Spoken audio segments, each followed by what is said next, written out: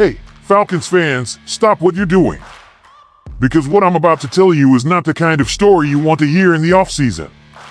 This is the kind of story that keeps a front office up at night. The kind of story that makes you question everything you thought you knew about your team's future. And trust me, by the time this video is over, you're going to have a lot of questions. We've got a franchise cornerstone. A player who just shattered records in his very first year. A guy this organization gave up major draft capital to acquire. And right now, he's not in the building. He's not with his teammates. And the reason why? It's bigger than football. Way bigger. Stay with me, because this story has layers. Felony charges. A WNBA star. A Lamborghini. 7911 calls. And a franchise that just traded away their future to land this guy. This is the story the Falcons did not want going into 2026.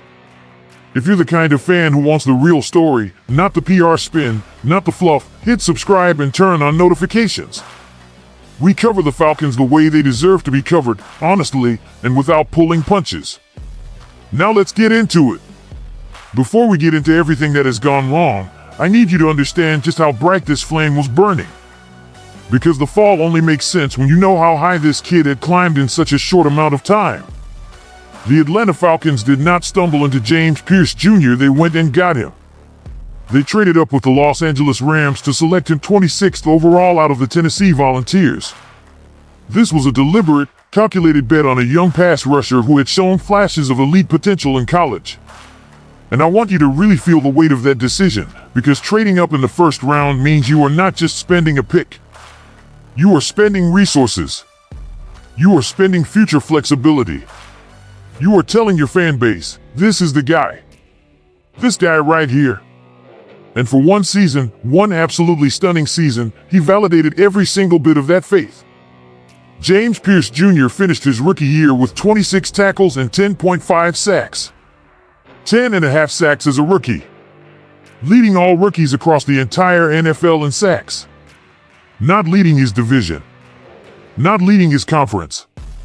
Leading the whole league among first-year players. And he was tied for 13th in the entire NFL overall, meaning he was keeping pace with veterans who had been doing this for years. That kind of production as a 22-year-old is not just impressive. It is historically rare.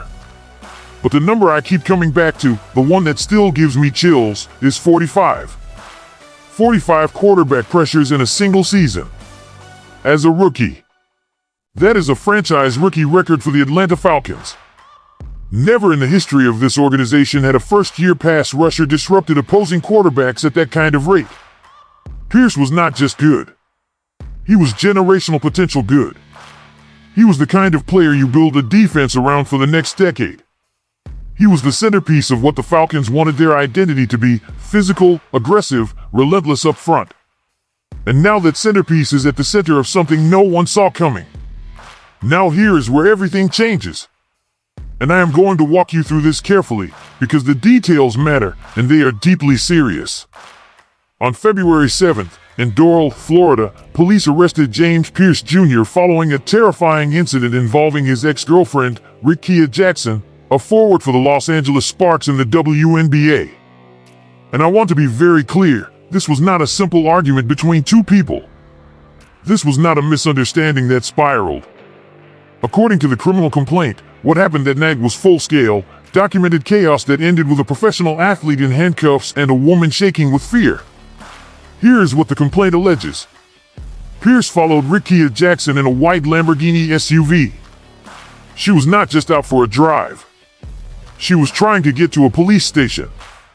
She was trying to reach safety. And he allegedly cut her off and blocked her car to stop her from getting there. Let that image sit with you for a second. A woman in her car, trying to drive to the police, and someone physically blocking her path.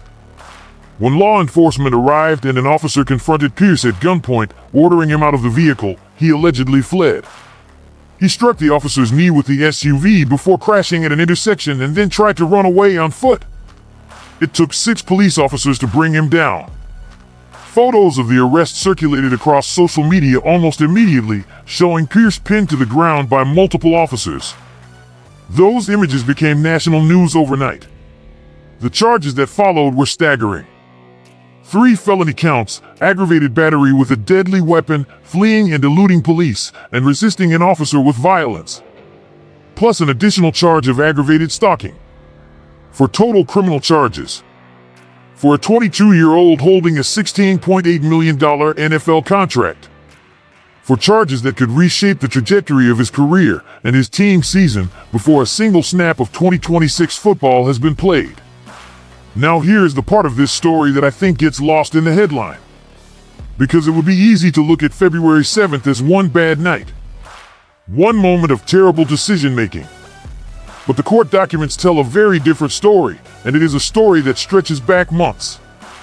Between November and February, police responded to 7 calls from Rickea Jackson regarding stalking and attempted break-ins attributed to Pierce. 7 separate incidents. 7 times she reached out for help. That is not an isolated event. That is a documented pattern that escalated over months before it exploded into what happened on February 7th. In her request for a protective order, which was granted by a court, Jackson stated that Pierce's behavior made her genuinely fear for her life. The court documents are devastating to read. They allege he verbally and physically abused her on more than one occasion, that he threatened to kill her, that he threatened to put a bag over her head, that he slept in his vehicle outside her home, watching, that he attempted to break into her apartment. And in January, just weeks before the night of the arrest, she says he attacked her at a gas station after suspecting she had been with another man, snatching her phone from her hand, pulling her hair, taking her belongings in public. In court filings, Jackson wrote that she believed, in her own words, that James Pierce Jr. would kill her if the court did not intervene. That is not a throwaway statement. That is a woman in documented terror. And the court agreed with her, granting the temporary injunction and ordering Pierce to stay 500 feet away from her home, her workplace, and within 100 feet of her vehicle at all times. Pierce denies all wrongdoing. His legal team released a statement saying he maintains his innocence and asks the public to understand that allegations alone do not tell the complete story. And legally, he is innocent until proven guilty. That is the foundation of the justice system, and we have to respect that. But the NFL's personal conduct policy does not wait for a conviction. The league is reviewing everything, and the clock is ticking. All right, let us bring this back to football. Because as serious as the human elements of this story are, and they are deeply serious, there is also a football franchise sitting in Atlanta right now trying to figure out what to do with a roster-defining crisis that nobody planned for. James Pierce Jr. will not be attending the Falcons' voluntary offseason program this week. Ian Rappaport confirmed it. Now yes, voluntary is voluntary. No roster consequences. He is not required to be there. The Falcons cannot punish him for missing optional workouts. But here is the brutal reality of the situation. Missing voluntary OTAs is the least of this organization's problems right now. What comes next is what should terrify Falcons fans. Look at the calendar. The NFL draft is in late April. A permanent injunction hearing in Pierce's case is scheduled for April 21st, literally days before the draft. OTAs follow in May and June. Mandatory minicamp is in June. Training camp opens in July. And somewhere inside that packed, critical timeline, there's an active NFL personal conduct policy investigation that could drop a suspension on this franchise's most important defensive player at literally any moment. Any development, any delay in the legal process, any escalation could keep Pierce off the field well into the 2026 season. Now I want you to really think about what this Falcons defense looked like with James Pierce Jr. on the field. 45 quarterback pressures. Game plans built around neutralizing a 22-year-old edge rusher. Offensive lines preparing for weeks just to slow him down. The energy he brought to that defense was not just statistical, it was psychological. He changed how opponents approached Atlanta. He forced adjustments before the ball was ever snapped. Now imagine that same defense without him. Quarterbacks stepping up in the pocket with confidence. Running backs finding lanes because the defensive front is not creating chaos. The secondary suddenly having to compensate for a pass rush that cannot get home. That is not a minor dip in production. That is a structural collapse of what the Falcons wanted their defense to be in 2026. And here is the gut punch that makes all of this even harder to swallow. They gave up their 2026 first-round pick to acquire him. That pick is gone. There is no do-over. There is no alternate plan sitting in a drawer somewhere. The Falcons mortgaged their immediate draft future on the belief that James Pierce Jr. was going to be a cornerstone for years to come. And right now, that cornerstone is surrounded by legal uncertainty, a pending NFL investigation, and a court date that falls right in the middle of their most critical offseason months. Falcons Nation, moments like this define franchises. Not just on the field, not just in the win-loss column, but in how an organization responds when things get messy. When a star player's off-field life crashes into the team's on-field ambitions. When the roster decisions you made in good faith suddenly carry a weight nobody anticipated. The Falcons have no easy answers right now. Nobody does. They cannot control the legal timeline. They cannot control what the NFL decides. What they can control is how they communicate with their fan base, how they support the people involved, and how they begin building contingency plans for a defense that might have to operate without its most electric player, at least for a while.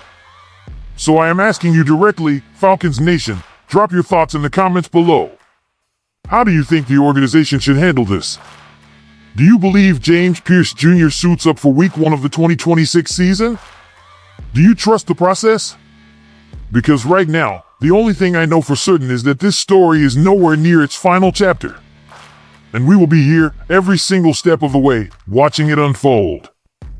Go Falcons!